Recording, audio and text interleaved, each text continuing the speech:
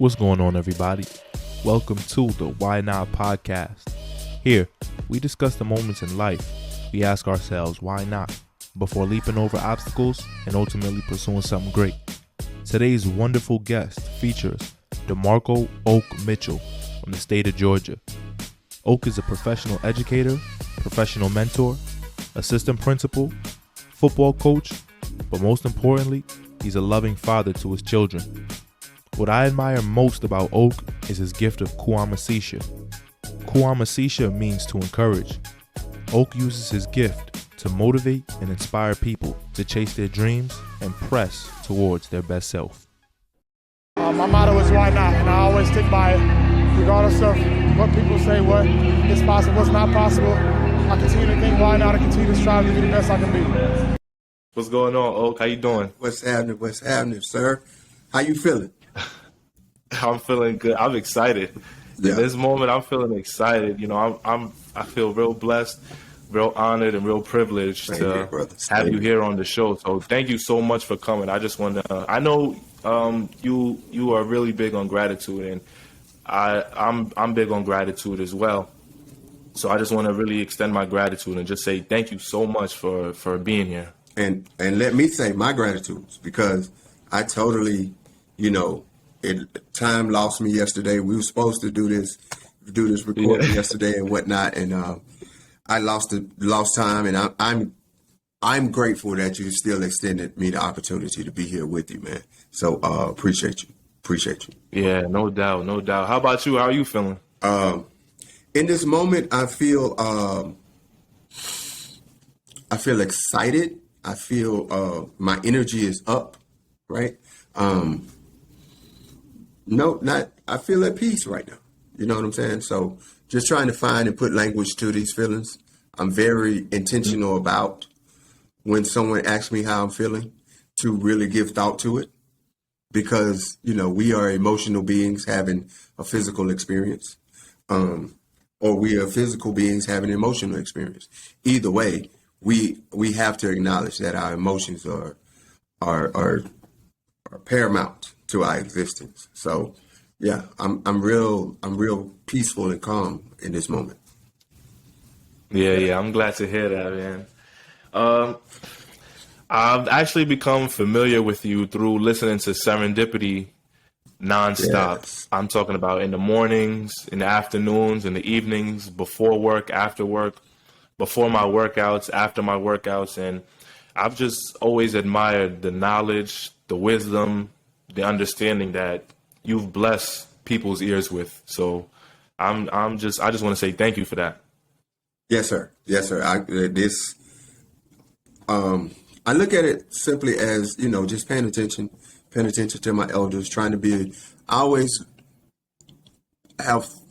always have thought, but I learned that being from the country, being from rural South Georgia, that part of my assignment from the universe was to go off to school and learn the language of my ancestors' hearts, and to be able to articulate that, and learn the language of their wisdom, and to be able to articulate that. So I simply understand myself to be, and not simply like diminishing it, but understanding the part of my assignment is to be one of the mouthpieces for our ancestors, for their thoughts, and I want to commend their you, hearts, their feelings. Yeah. And I commend you, because you're doing a real great job at it. Thank you, Doctor. Thank you.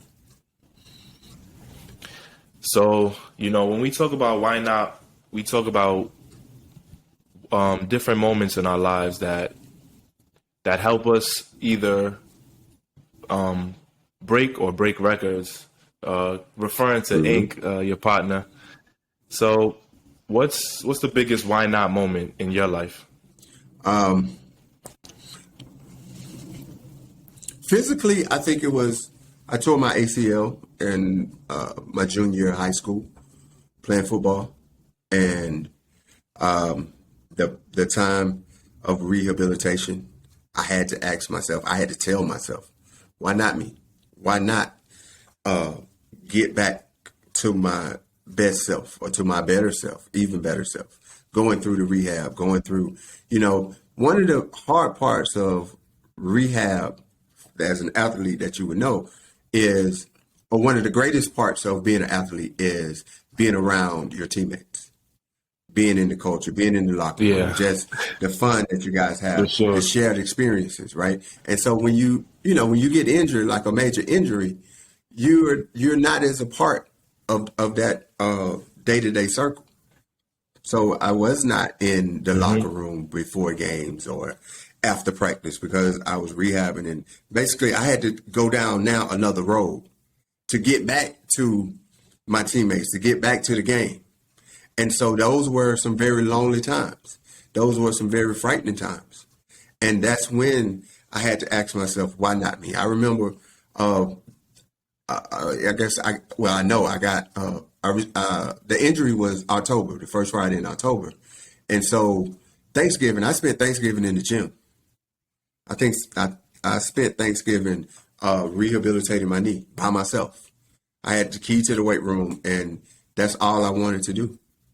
I didn't feel connected. I didn't feel connected to my family. I didn't feel connected to my teammates because I was just trying to get back to me. And so there were a lot of times and a lot of days where I had to say, why not? Why not you be the one? Why not you break through these barriers and these mental chains and psychological chains that you placed on yourself?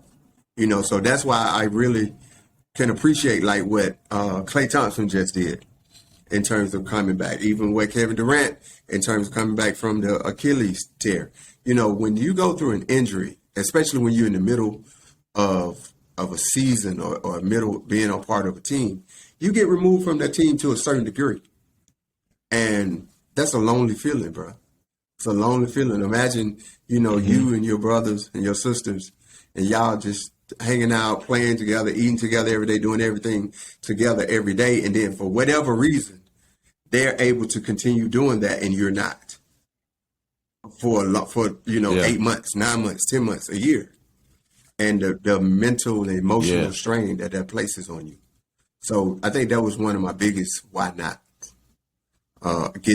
tearing my ACL later on in high school, and then being able to, and then on the backside of that, being able to come back and, earn a scholarship to play football on the college level and whatnot. So it served me. The why not served me. Why not me? Why can't I be the one to overcome this injury? Why can't I be the one to, get back and have a great senior season on the football field and the basketball court and earn, a scholarship to go play on the next level? So that's probably the greatest why not for me on the physical level. For sure. I love how you mentioned that injury serves you, because injuries are always tough, especially the injury that you came back from. I remember I tweaked my ankle, and that was actually the first time it happened to me. I think I was about 16 or 17, and I had to use crutches, and not being a part of that everyday circle with your teammates, just hanging around, just chilling is tough. Yep. It's tough. I got to go home early because I'm not trying to be outside late at night with crutches on. You can't hang out as much after practice and just chop it up with your teammates, just cool it with them. So that being away from that inner circle is tough. You feel like you alone. That's what I'm saying. You feel real isolated. And, it's just really, it's either you and God or you and the devil, whoever company you want to keep. Yeah. The devil going to be like, when you say, why not? The devil be like, why? Why even try? Why keep going? You can't do it anyway. And God is saying, okay, you got this. You come from me. You built for this. You know what I'm saying? That's that internal talk that you're giving yourself. So you choose. Whichever one you choose, you're right. But the catch is you get the choice. Mm-hmm. Yeah. Yeah. Yeah, that's true. That's real true. So when I listen to you speak, when I listen to you on the Serendipity podcast, you're always stressing being where your feet are, being where your feet are, and you know that didn't really that didn't really register with me until recently, because I had to dig deep and analyze it, because it doesn't feel comfortable being where your feet are, you know, the first time you hear something like that. So I actually just wanted to know, what moment in your life made you realize that you must be where your feet are at all times? Probably my first week of my first year of teaching school, because you know it was 36 students, and they were It's a lot. they were yeah, and That's a they lot. were rambunctious, they were loud, and they were smart. So I couldn't just casually go in and teach them. I had to literally prepare, and then once I walked in that classroom, I had to be literally right there. My mind, everything. No one else mattered. What was going on outside, what was going on in my life. I you know, I was in a relationship. My son was incubating in my future wife's womb. You know, life was going on. But in that moment, those moments of teaching, that was the most important thing. And the only way I could have gotten through it was to literally have all of my focus right there on those 36 students. And that was hard too, because, you know, it's 36 of them. So I at least had to be present. I had to be right there. If I didn't, they would ate me up and I would have had a horrible experience that we probably wouldn't be here today. I probably would have found something else to do. Probably somewhere growing collard greens back in the country. For real. So it taught me you got to be where your feet are in this moment, regardless, because you can't do anything about anything that's outside of you right now. There's nothing that you can do. Whatever it is that you're thinking about, whatever it is that's going on with your mom, with your dad, with your siblings, with your friend, your mate, whomever it may be, there's nothing that you can do about that right now.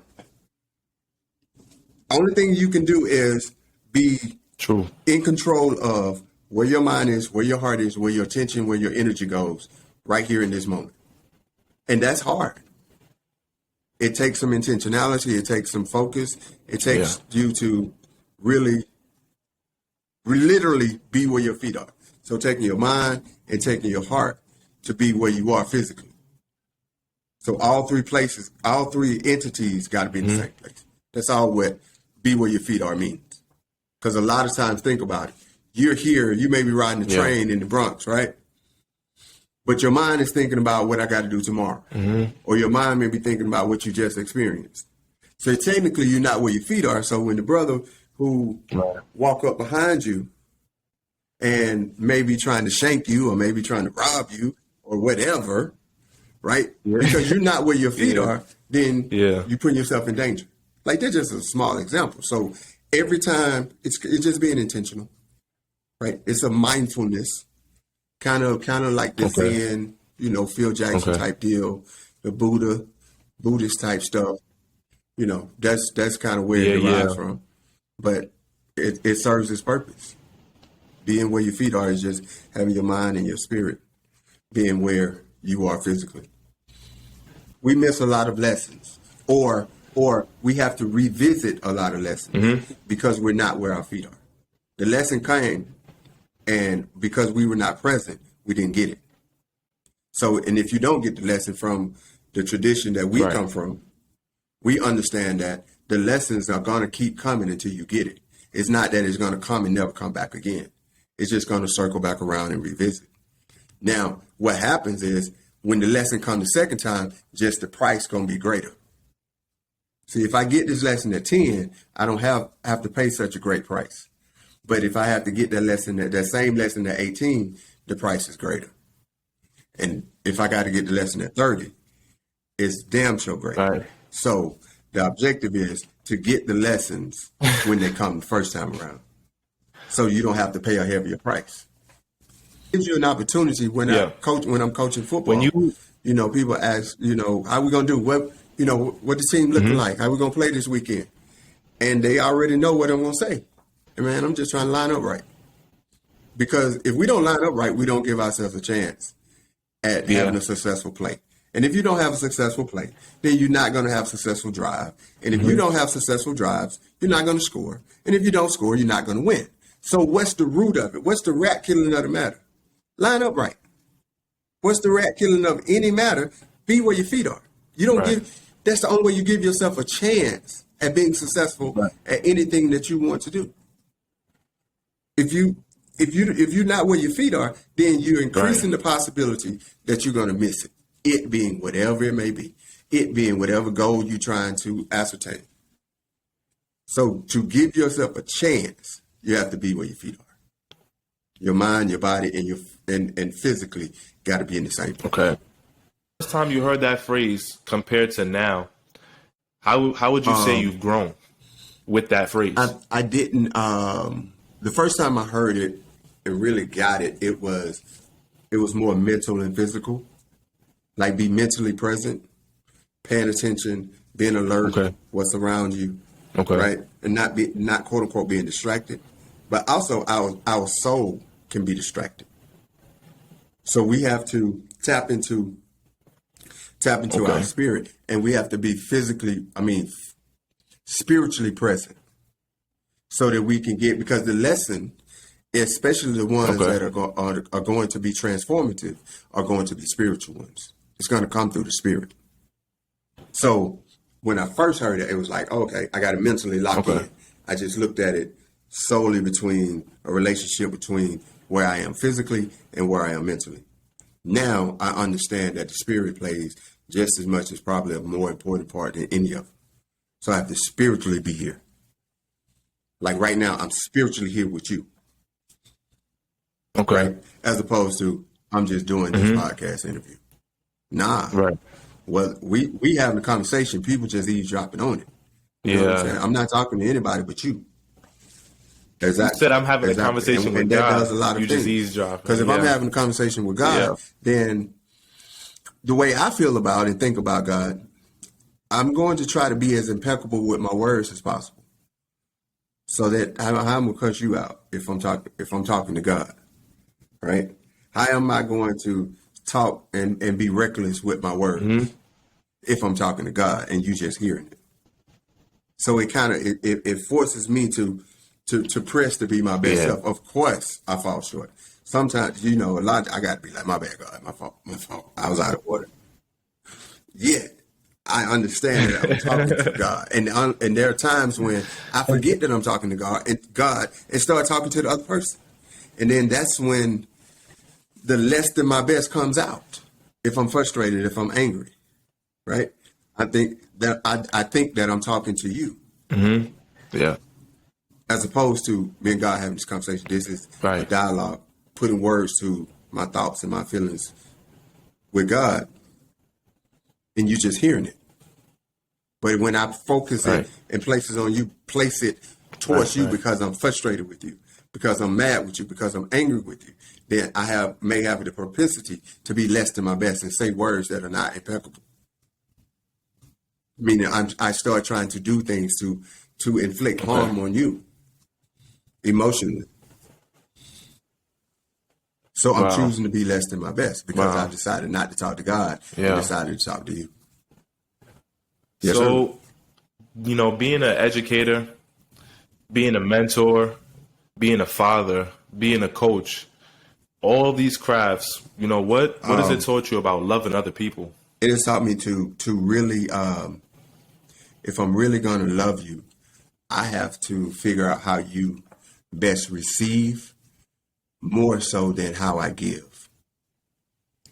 I want to be flexible enough, mastered enough, fluid enough to be able to love you the way you need and you want and you desire to be loved, as opposed to the way in which I want to give love. So I can, and I'm not saying that like to be all this, that, and the third. I'm just saying it's just like with communication. I can speak all day, but if I'm not talking in a way in which you can hear it, you can understand it, you can take it in and do whatever you need to do with it for yourself, then I'm not communicating with you. So onus is on me to be able to speak to you in such a way that you can hear it and understand it. The onus is on me to be able to love you in such a way that you can receive it. And then as you grow and mature, and as I grow and mature, then the way in which you can receive it can be however I give it. If it's, in a healthy way, in a beneficial way, if it pushes the culture and makes us better. Yes, I'm not talking about no unhealthy type of reckless type of interaction between people. But I'm saying, for me, if I gotta say, you say, oh, if I wanted to do something to show you that I love you, what can I do? I got all the money in the world. I got all the resources in the world. I would say, you bring me 2 pork chop sandwiches, then we good, boss. 2 nice pork chop sandwiches, we good. 2 pork chop sandwiches. That's the way I receive love. Would I rather have $1,000 or 2 pork chop sandwiches? I'd rather have 2 pork chop sandwiches. That's for real. For real. You know what I'm saying? In terms of like what's going to make me feel loved. Wow. Now, $1,000, of course, if you got some bills, you got something to pay, No, I'm talking about what's going to make me feel loved. That's the way I would receive it. Putting it in a language in a tangible form. Young people who have different experiences and they're different makeup. I have to be able to hear them, respond to them, and love them the way in which they desire to be loved. So that's really what compassion or this experience, being a coach, mentor, dad, whatever. I got 4 boys, and that means I got to be 4 different dads. Wow. I'm a teacher in a classroom of 22 people, then I got to be 22 teachers. That's the work. That's why you got to always be present to learn more, to grow, and to mature, and not like just becoming your best self. Because when I first started teaching, I probably was about 3 teachers. So if those 36 students didn't fall under those 3 categories, I missed them. Right.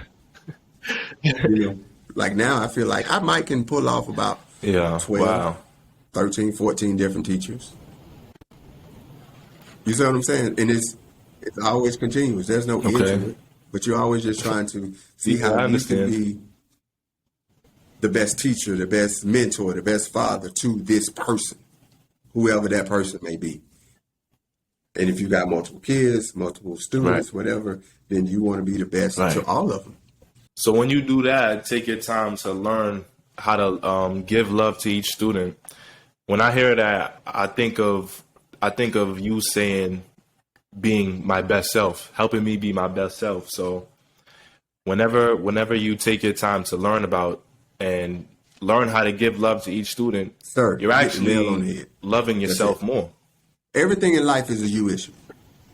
Everything. Everything in life is a you issue. You always say that. So you always like say that on the show. I'm trying to be my best self for all of these different students. That ultimately makes me a better person. Everything is a you issue. People just benefit from how well you're manifesting the you. You see what I'm saying? So,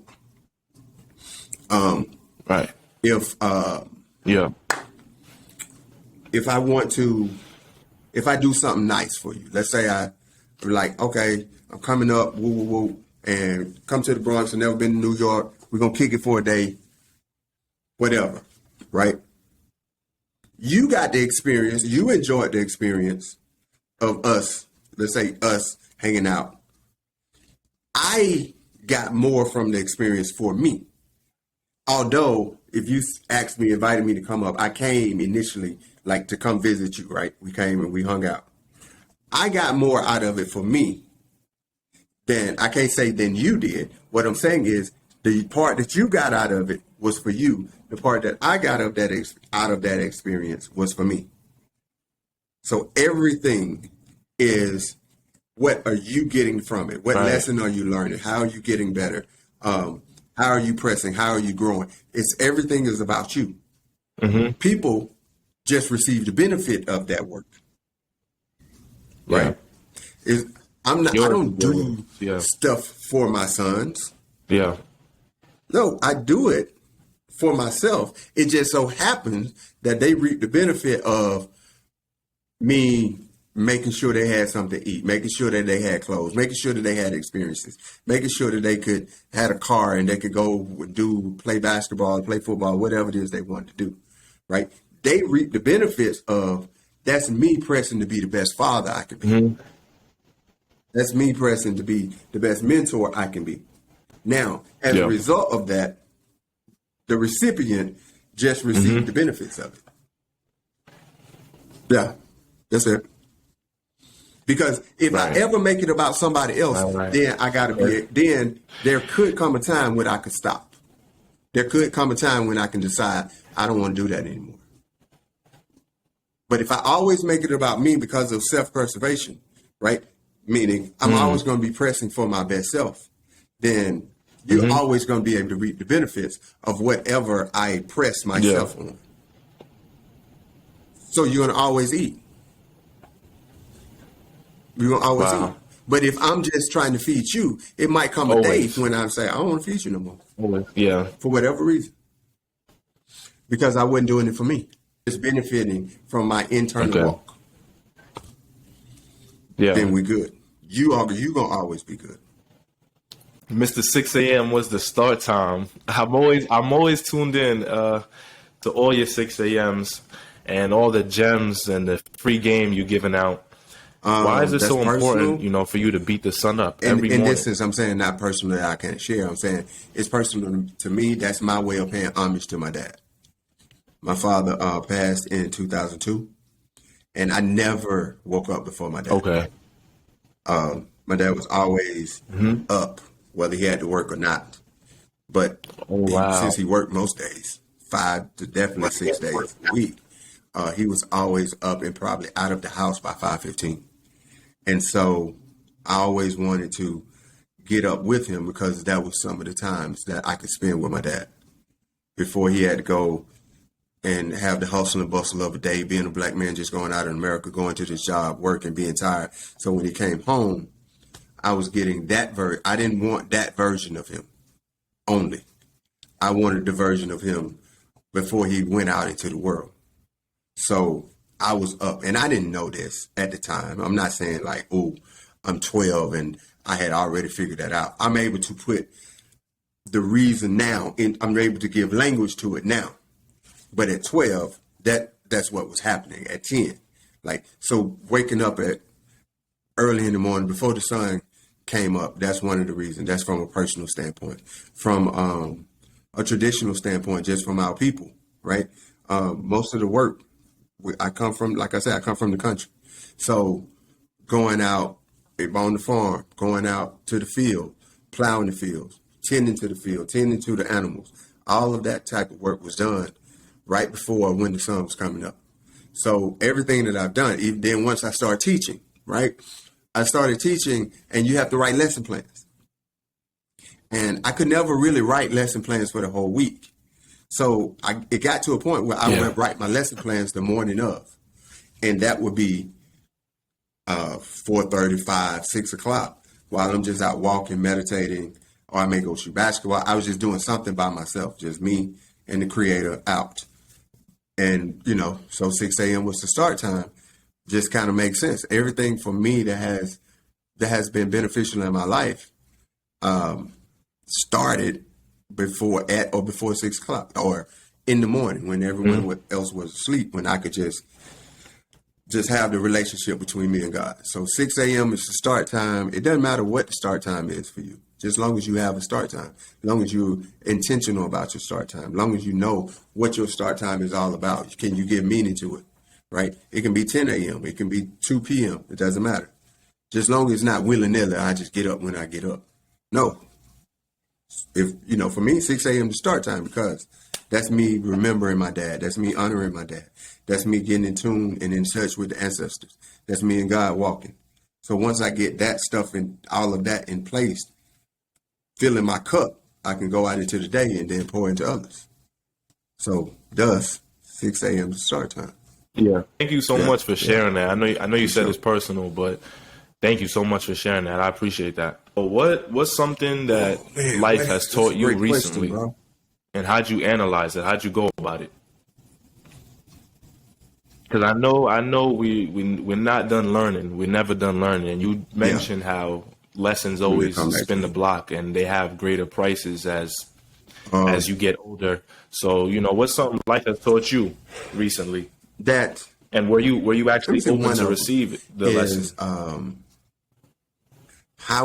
I didn't understand how important my connection with my brother was for me, for my own peace, my own understanding. I think over the past 4 to 5 months, my brother and I have always been close. I'm 7 years older than him. We've never had a falling out, nothing like that. You know what I'm saying? We've always been good. I've always been big brother to him. I've always admired, always been proud of him, all of that. So I guess I'm trying to say something other than that. But over the past 3 or 4 months, our relationship has gotten to the point where it is, I can't put words to it. It's just so tight and so wonderful. Yeah, but how it feeds me. It's no longer I'm just big brother and doing what big brother do, or performing those big brother duties. It's this experiences, the shared experiences that we have. I look forward to them. I need them. They have invigorated me. They have motivated me. They have picked me up, especially in times and in other situations, life situations where I've been frustrated. I've been angry. I've been down on myself, right? Going through the gamut of emotions. That the relationship that he and I have forged over the past few months has been a godsend.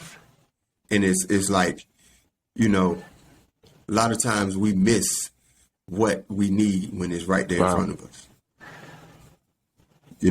It's like the very thing that you searching for. All you got to do is just sit down and watch the grass grow. They're gonna come right there to you. And that's literally what we would just sit down on the porch, on our mom's porch. He lives in one part of Georgia, I live in another part, and we would meet at my mom's house. And, maybe spend the night like we back in, back growing up, spending the night, hang out. That's dope.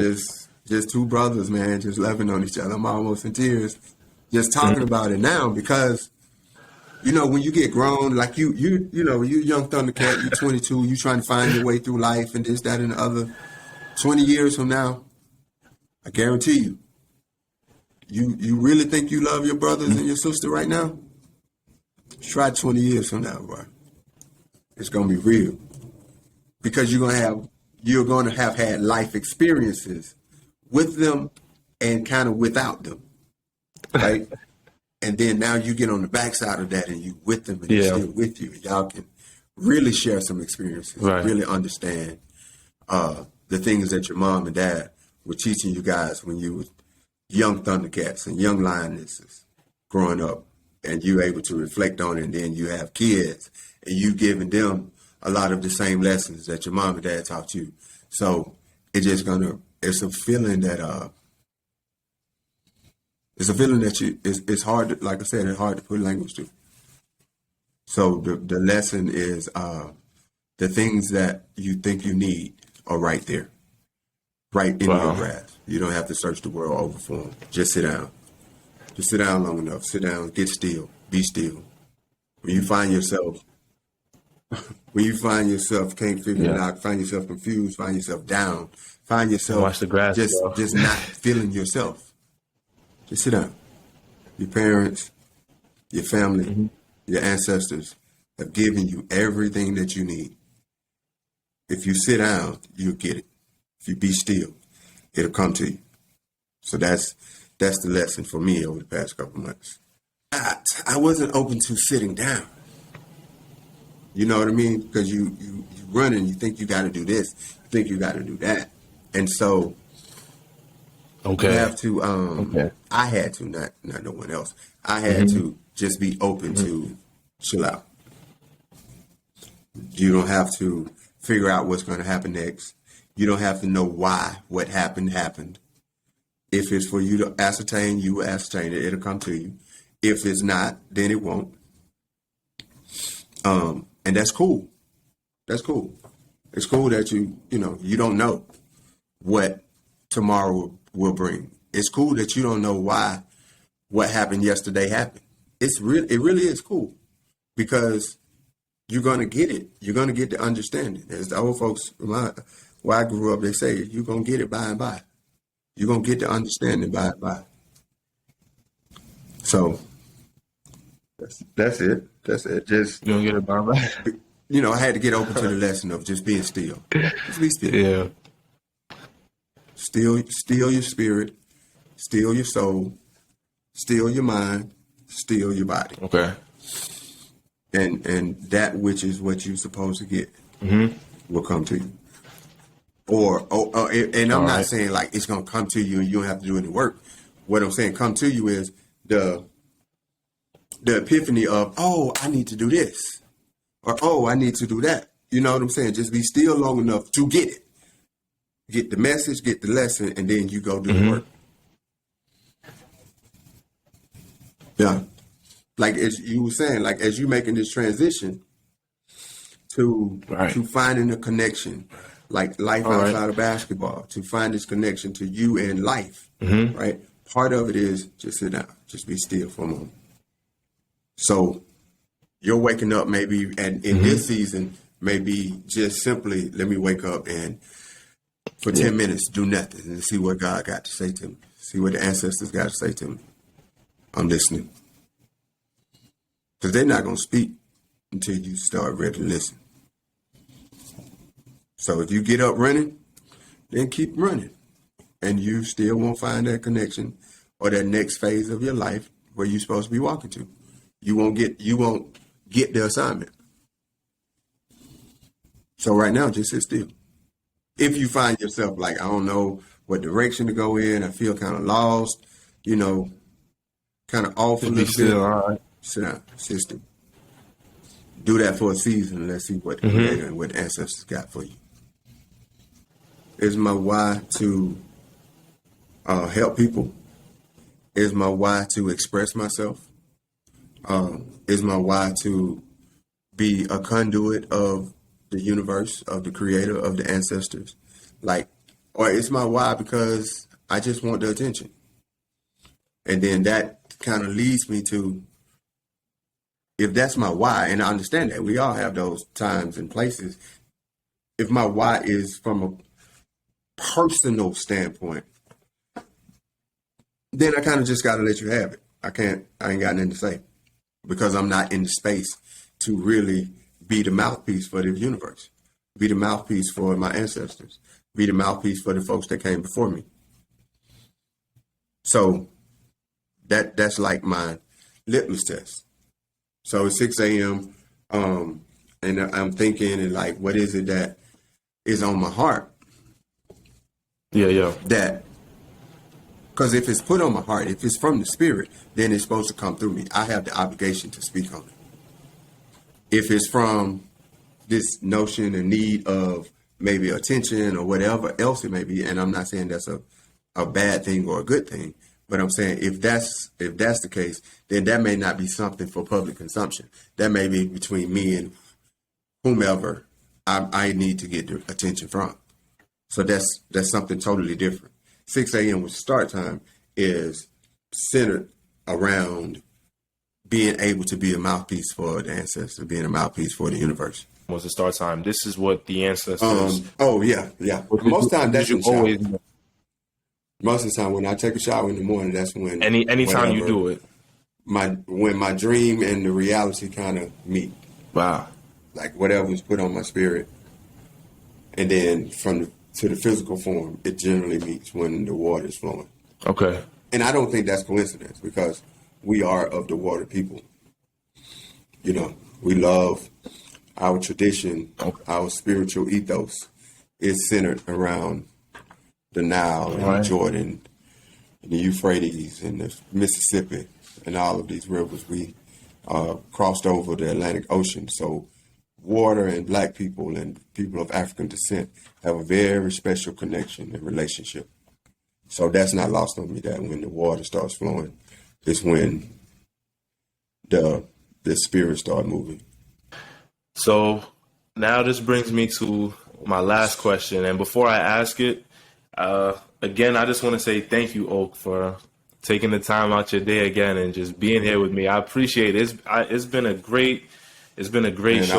Looking at you and hearing your voice, hearing your spirit is that, brother, you're going to change some lives, man. You're going to change some lives. You're going to influence and impact some lives that neither one of us know about. I just feel that in my spirit. I'm just saying that's what my spirit is telling me. So go forth, young Thundercat. Go forth with bravery. Go forth with the ancestors behind you, around you, in front of you. God is your direction. Like, you got it. You got it. I promise you got it. I just see it on you. That's all I'm saying. I just see it on you, man. I just see it on you. I promise you I do.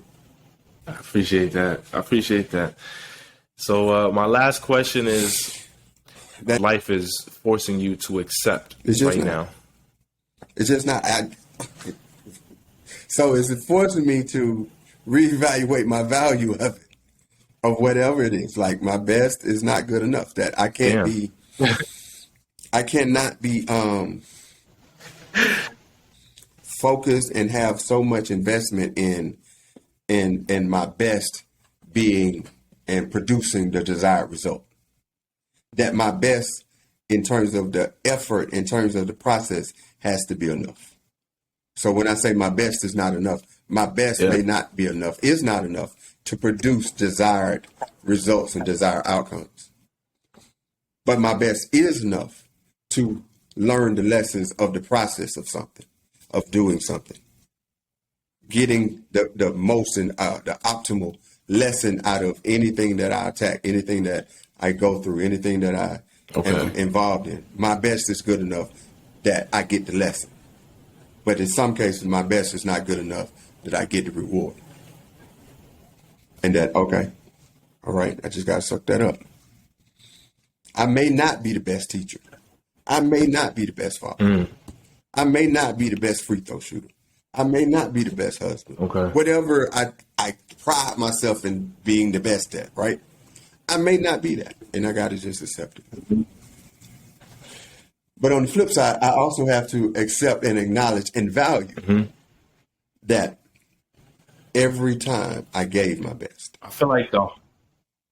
And I gave my best regardless of what the outcome was going to be. That's what I'm pressing to do. I'm pressing to be able to give my best, even when the outcome may not be favorable, even when I don't feel like it, even when there are external stimuli that can prevent me from giving my best to any situation, anything, any process, that I'm still giving my best to it. Giving my best means I'm intentional. Giving my best means being where my feet are. Giving my best is 6 a.m. was the start time. All of these things that I can control, giving my best to it. Yeah, that's it. That's what I'm having to accept. That my best may not be good enough for the reward. Yeah. But my best is definitely good enough for the process. Wow. Thank you so much, Oak. I really, really, really appreciate your time. Thank you so much. Most gratitude. Yeah, man. Thank you. Thank you, for real. This experience right here just, for real, man, it helped me just get some clarity and get redirected on. Yeah. We're about to start school.